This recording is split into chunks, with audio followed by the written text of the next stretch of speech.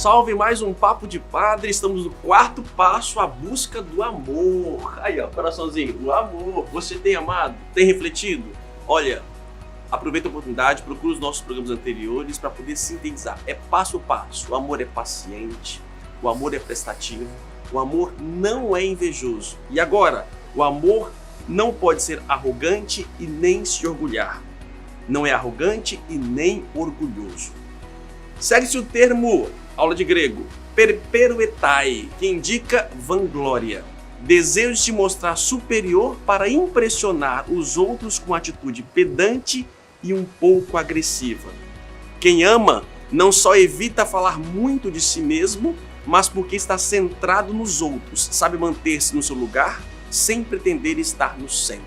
E ainda tem outra palavrinha, aula de grego, hein? A palavra seguinte, physiotai, é muito semelhante, indicando que o amor não é arrogante. Literalmente afirma que não se engrandece diante dos outros. E olha onde nós vemos parar por causa do amor. O amor não é arrogante e nem orgulhoso. Olha aqui. Isso é muito sério, muito sério. O amor não pode fazer o que vamos ouvir agora. Bom dia, padre. Bom dia, tudo bom, doutora? Bem-vindo. Obrigado pela sua presença conosco, doutora Cláudia Dematê ou Demate? Dematê, Dematê, delegada. chefe da Divisão Especializada de Atendimento à Mulher da Polícia Civil do Estado do Espírito Santo. Não deve nem saber por que estamos aqui, né, doutora? Eu acredito que a gente vai refletir e dialogar sobre um tema muito importante. Então, nós estamos à busca do amor. Nós estamos vivendo aqui a partir do Papa Francisco. Ele escreveu uma exortação, Amoris Laetitia, sobre amor na família. E já trabalhamos o amor paciente, o amor não é invejoso, o amor é prestativo. E tem uma parte aqui do amor que fala, o amor não é arrogante e nem orgulhoso. Onde tem essa arrogância? E aqui, interessante alguns textos, doutora, não se trata apenas de uma obsessão por mostrar as próprias qualidades, é pior. Perde o sentido da realidade, a pessoa se considera maior do que é, porque se crê mais espiritual ou sábia. Por outras palavras, julgam-se grandes, porque sabem mais do que os outros, dedicando-se a impor-lhes exigências e controlá-los. Quando na realidade o que nos faz, na verdade, grandes é o amor que nos compreende. E ainda continua dizendo que o amor é amável. Amar é tornar-se amável. E nisso está o sentido do termo. Significa que o amor não age rudemente, não atua de forma inconveniente, não se mostra duro no trato. Os seus modos são, e suas palavras, seus gestos são agradáveis, não são ásperos nem rígidos. E com muita alegria, representando aqui o Estado do Espírito Santo, também as mulheres, conhecem muito bem essa realidade. As pessoas não estão amando, né, doutora? Padre, tudo que o senhor falou é o que nós trabalhamos no dia a dia, exatamente para desconstruir esta falta de amor que ainda existe na nossa sociedade. E essa falta de amor é, às vezes, distorcer a palavra amor, que levam a esses fatos absurdos de violência contra a mulher que nos deparamos no nosso estado e no mundo. Como o senhor falou, quem ama não é egoísta. Quem ama não xinga, não humilha, não agride. Quem ama tem respeito, tem amor, tem carinho, tem reciprocidade. E o respeito é uma das palavras-chave. Então, infelizmente, nós temos ainda uma cultura machista muito grande na nossa sociedade. E que, por vezes, os homens acham que são donos, que a mulher é posse, que é propriedade. Isso não é amor. Mas eles acham que ama? Ou um homem, nesse caso, ele tem a convicção de que está amando? Para se ter amor, tem que se ter respeito. Não pode se ter violência. As formas de se resolver o conflito estão erradas. Conflito todo mundo pode ter no relacionamento, mas a maneira de se resolver é com diálogo, com respeito, com carinho, entendendo um ao outro e respeitando, e não com violência e com agressão. Hoje, quando a gente fala de violência doméstica e familiar contra a mulher, por vezes nós nos deparamos com os casos em que as próprias vítimas, elas sentem dificuldade de se enxergarem como vítimas e os autores de se enxergarem como autor. Porque por muito tempo se banalizou tanto esse tipo de violência que levava a mulher a crer que por vezes ela merecia aquela violência absurda que ela estava sofrendo. Sério? E o homem achar que ele poderia praticar ela naturalmente, porque ele tinha os direitos deles. Desde a criação da Lei Maria da Penha, cada vez mais elas têm consciência dos seus direitos, elas estão procurando as delegacias, estão denunciando, e isso é um compromisso da sociedade, é um dever da sociedade. Essa luta pelo fim dessa violência contra a mulher, isso é um dever de todos, da Polícia Civil, do Ministério Público, do Judiciário, da Defensoria, das prefeituras, e eu fico muito feliz de hoje estar aqui conversando com o senhor. A repressão nesses casos, ela se faz necessária e ela vai continuar sendo feita. Mas nós precisamos muito trabalhar com a prevenção. Levar esses temas à escola, levar esse debate para dentro dos nossos lares, para dentro das igrejas, para dentro das empresas, para todos os lugares. Nós precisamos dialogar. Não adianta só a Constituição falar que homens e mulheres são iguais perante a lei, se essa igualdade de fato ela não existe. Isso é em relação a todos, a homem, a mulher, adolescente, criança. Respeito. O respeito está intimamente ligado ao amor. E muitas podem pensar, por estarem casados no religioso, por exemplo, o compromisso é para sempre. E é para sempre. Mas é inadmissível um compromisso se manter pela violência. Não posso achar, porque eu casei na igreja, e se o meu cônjuge tem sido agido por violência, isso cai por terra. Isso é imaturidade para assumir o matrimônio. E não pode permanecer, porque muitos no passado, se submetiam a muitas coisas por esse argumento. Eu casei uma vez que Deus uniu, o casamento é para sempre. Só que se esse casamento está ferindo a integridade própria da relação, não é possível se manter. Por isso que o respeito, o amor, o carinho, a reciprocidade, que são fundamentais numa relação. Como o senhor falou, o amor não é egoísta, não é agressivo, não é rude. O amor tem diálogo, o amor tem carinho, tem respeito. E só assim, aí sim a gente pode pensar em relações duradouras de fato. Porque ninguém é dono de ninguém, ninguém jamais pode agredir, xingar, humilhar. E isso vale para homens e mulheres, isso vale para todos.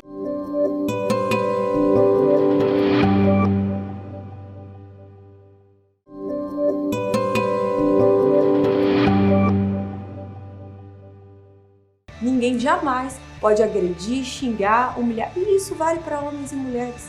Isso vale para toda a sociedade.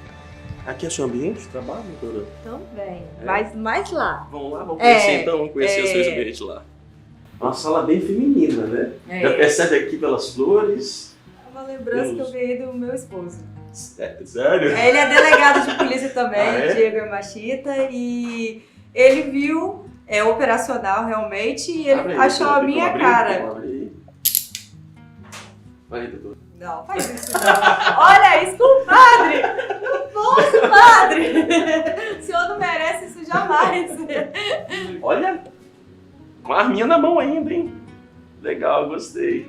Foi uma moça do município de Alegre que fez ela pra mim. A lógica do amor cristão não é a de quem se considera superior aos outros e precisa de fazer-lhe sentir o seu poder, mas a de quem no meio de vós quiser ser o primeiro seja o vosso servo. Na vida familiar não pode reinar a lógica do domínio de uns sobre os outros, nem a competição para ver quem é mais inteligente ou poderoso. Nós atendemos casos, padres, diversos, de mulheres que são vítimas, são subjugadas às vezes por anos por seus maridos. Nós tivemos um caso recente que foi atendido no nosso plantão especializado de atendimento à mulher pela nossa delegada doutora Silvana Soeiro. E esse caso traduz muito o machismo e a não aceitação do empoderamento da mulher pelo homem. Foi um caso em que o homem, ele nunca permitiu que a sua esposa estudasse. Ele a subjugava, ele a humilhava e por anos ela não entendia que ela era vítima de uma violência doméstica e familiar. Com o passar dos anos, com o conhecimento da Lei Maria da Penha, com acesso à informação, ela começou a se entender como vítima, entender que ela estava vivendo uma relação abusiva.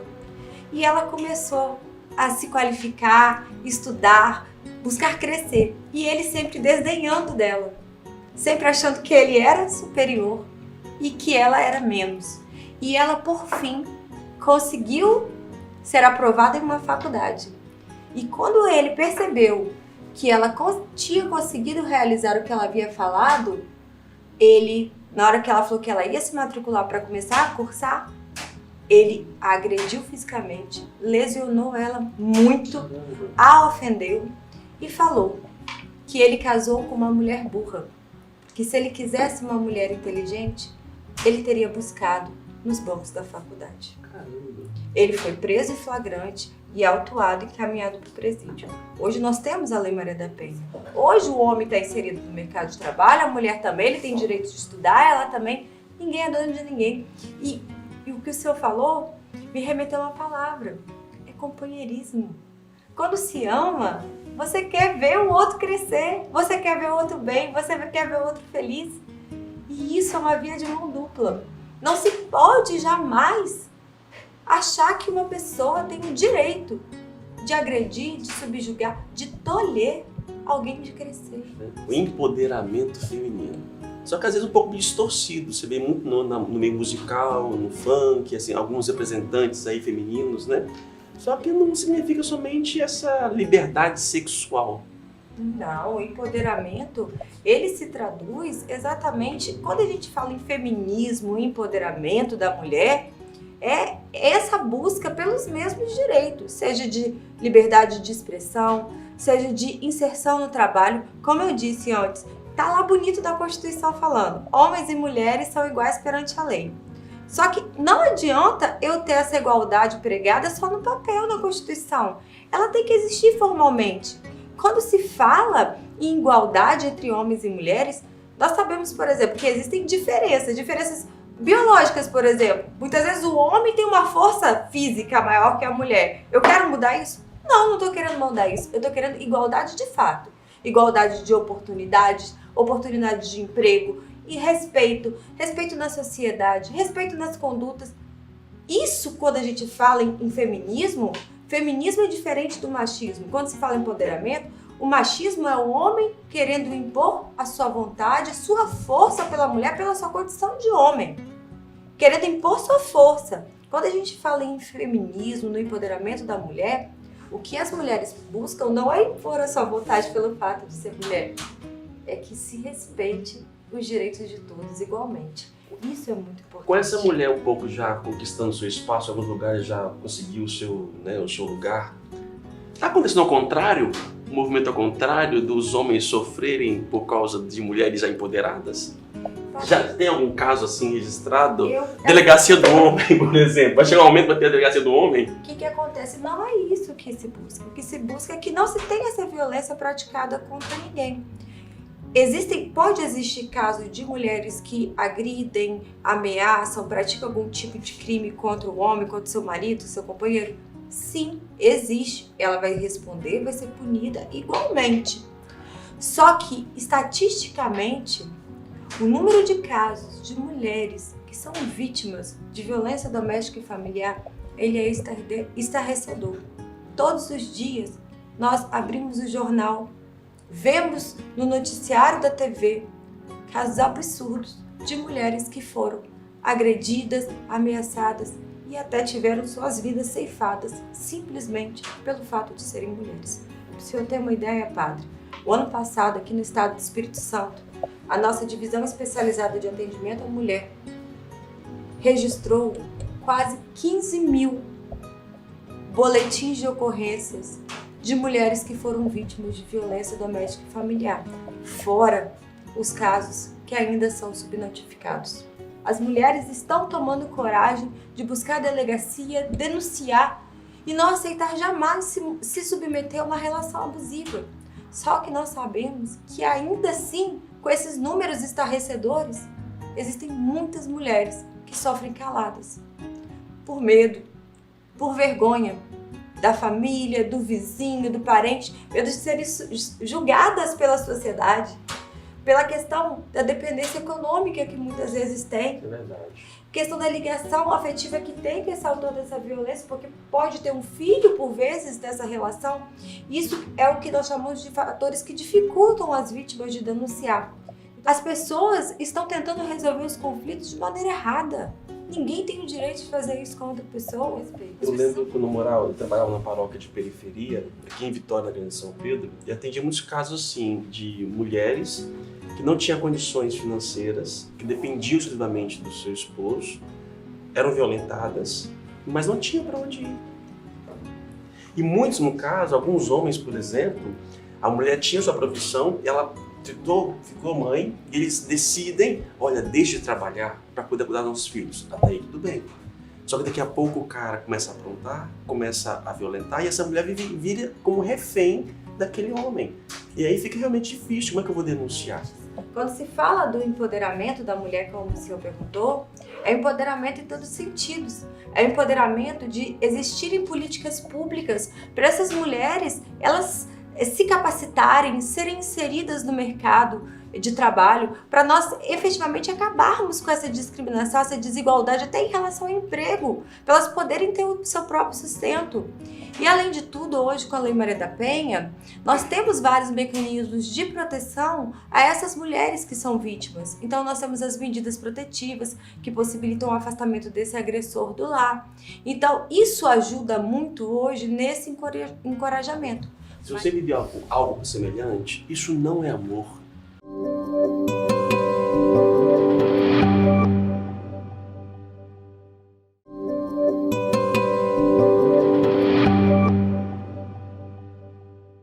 Se você vive algo semelhante, isso não é amor. E se não é amor, Deus não uniu. Porque Deus une quando realmente tem ali a integridade, o amor.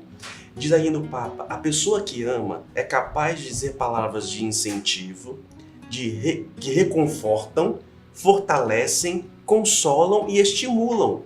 E ao contrário que a pessoa faz, né? Ela denigra, ela diminui. Isso não é amor. Quem ama quer ver o outro feliz, quer ver o outro crescer, se desenvolver profissionalmente. Quem ama, um ajuda o outro. Isso seja dentro de casa, na criação dos filhos. A responsabilidade não é só da mulher, a responsabilidade é do pai e da mãe igualmente. Nós não podemos tratar os nossos filhos do sexo masculino e do sexo feminino diferente. Todos têm o dever de ajudar nas tarefas de casa. Por que é só a mulher? Não, isso está errado. Nós temos que dividir, temos que compartilhar. E é isso que a gente fala em igualdade. Então, tem homens que acham que são donos da mulher, querem determinar o que elas vão vestir, com quem elas vão falar, se elas vão ter o direito de trabalhar ou estudar. Eles que vão determinar, não, são elas. Se ela quiser ser delegada de polícia, ser atleta, ser modelo, ser jornalista, eu sou. Nós já estamos juntos há quase 5 anos. Tiveram filho já? Ainda não. E ele é delegado de polícia e também. Quando tiver filho, como é que vai ser? Eu tenho certeza que o companheirismo aí está acima de tudo. Então, nós somos bem unidos na profissão. Eu sempre falo isso. Nós somos unidos na profissão, na vida, no amor. E esse companheirismo é o que importa. No momento do relacionamento a dois, isso é uma passagem bíblica que eu até brinco nos casamentos, que os homens adoram quando vão celebrar o casamento. Tem lá, Paulo fala, né, em Efésios, mulheres, sede submissas aos vossos maridos. Isso para uma mulher empoderada é uma faca no peito, né? Só que a submissão, ela não tem esse aspecto de escravidão.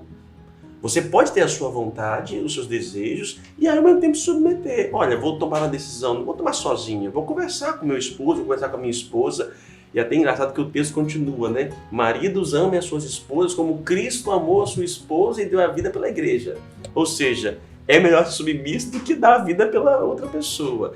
Mas a relação é assim, o marido morre pela mulher, a mulher submete ao marido, não numa relação de escravos, não numa relação que não tenha identidade, que não possa escolher. O problema também de hoje, doutor, é às vezes eu entrar num relacionamento a dois e querer viver independente, entendeu? Eu decido, eu defino, não. Temos que saber dialogar. Agora, o diálogo é fundamental, mas não pode imperar só uma vontade. Então, o diálogo é fundamental, o respeito é fundamental. E isso que é importante, para nós não nos depararmos com esses casos absurdos que nós vemos de violência hoje na nossa sociedade. Sobre o procedimento, quando a mulher procura o telefone, vai a uma delegacia, como é que funciona? Padre, quando a mulher é vítima de qualquer crime resultante de violência doméstica e familiar, é importante que ela procure a delegacia da mulher do município que aconteceu o fato. Faça o boletim de ocorrência, narrando qual foi a violência, qual foi o crime que ela sofreu. E aí, a partir daí, se inicia um procedimento. Hoje, com a Lei Maria da Penha, ela tem direito a solicitar as medidas protetivas de urgência, que são medidas cautelares, que exatamente visam dar um resguardo a essa vítima, como, por exemplo, o afastamento do agressor do lar, proibição dele se manter contato com ela, com testemunhas, pelos meios de comunicação, de proibição dele se aproximar dessa vítima pela distância que o juiz determinar e uma série de outras medidas. Além disso, se instaura um inquérito policial exatamente para se apurar esse crime. Outra possibilidade que a Lei Maria da Penha trouxe é que hoje, se o autor tiver cometido aquele crime e a polícia militar, a polícia civil foi acionada pelo meio do 190, se chegar na hora do cometimento desse crime, esse homem, autor dessa violência, ele vai poder ser preso e autuado em flagrante. Então, é muito importante que as mulheres tenham consciência dos seus direitos, tenham consciência e os homens entendam que esta violência doméstica e familiar hoje é crime. A Lei Maria da Penha é muito clara. E o que eu acho muito importante nós ressaltarmos, que não configura a violência apenas a violência física, aquela que deixa a marca. Essa é muito perceptível, né? A olho nu. A violência, ela pode ser moral, exatamente, por meio dos xingamentos. Você fala da pessoa que não pode trabalhar, diminuindo a pessoa. Exatamente, xingamentos, ofensas, subjugação, humilhação. A violência pode ser psicológica, por exemplo, por meio de um crime de ameaça. Você imagina uma mulher que todo dia ela escuta do seu marido: vou te matar, vou te matar. Isso é uma violência.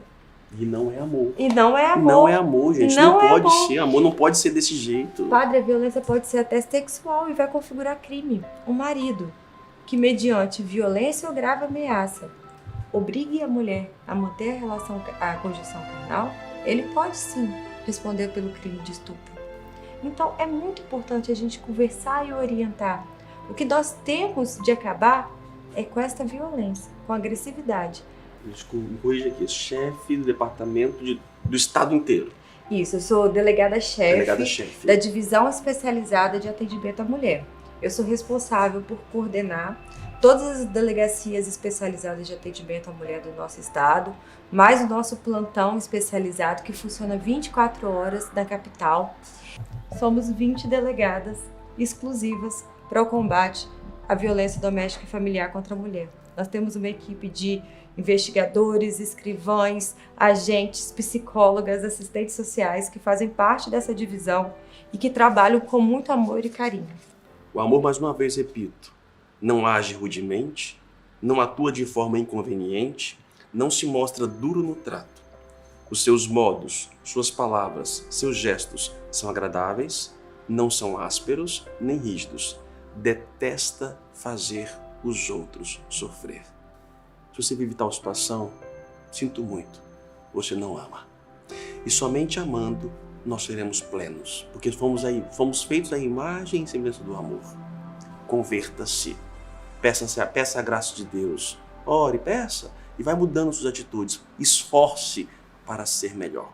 E a nossa pergunta é: como ajudar a pessoa, uma mulher que está sofrendo uma violência doméstica, por exemplo? A Marine vai denunciar o agressor. Perfeito, né? Marine, tem que denunciar. A Camila fala que enquanto ela não aceitar sair do problema, é complicado. Então, é muito importante, como a nossa colega falou, a mulher perceber que ela é vítima, perceber que aquilo não é aceitável, que aquilo não é correto e denunciar. O importante é que todos tenham essa consciência e denunciem. Estamos aqui gravando o Papo de Padre, a busca do amor, e o amor não é arrogante nem orgulhoso. É ótima iniciativa do Igor Calimã, palestras de conscientização, o Luciano Midziara fala aqui para nós. Deixa eu ver mais o que aqui. São cárceres, a Camila está dizendo, né? Que muitas mulheres vivem numa prisão realmente. Nós precisamos de desconstruir esses valores machistas que ainda existem na nossa sociedade, quem ama jamais pratica qualquer tipo de violência. E é isso aí, foi mais um Papo de Padre. Muito obrigado pela sua participação. Lembrando que você pode entrar nas nossas redes e participar também ao vivo. E toma cuidado, aprende a amar, senão você vai acabar aqui, ó, criatura. Mas o nosso Papo de Padre sobre amor ainda não acabou. Semana que vem, se prepare, vamos aprofundar ainda mais. Passo a passo, aprende a amar.